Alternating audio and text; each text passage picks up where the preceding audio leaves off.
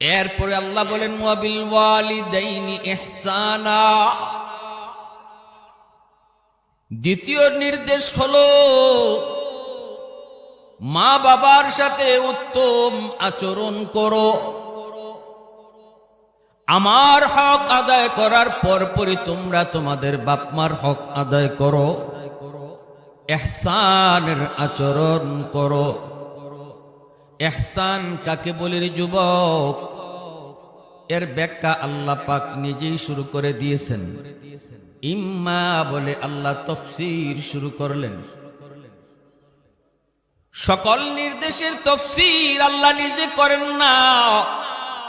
কুরআনুল কারীমের ভিতরে আল্লাহ শুধু মূল নীতি বলেন, ব্যাখ্যা করেন মায়ার নবী তার হাদিস শরীফে। আকিমুস সালাহ, নামাজ কায়েম করো। কেমনে নামাজ পড়ব, কেমনে দাঁড়াবো, কেমনে রুকু করব, কেমনে সেজদা করব, আল্লাহ বলেন এসব কিছু জানতে হলে আমার বন্ধুকে দেখে দেখে নামাজ পড়ো।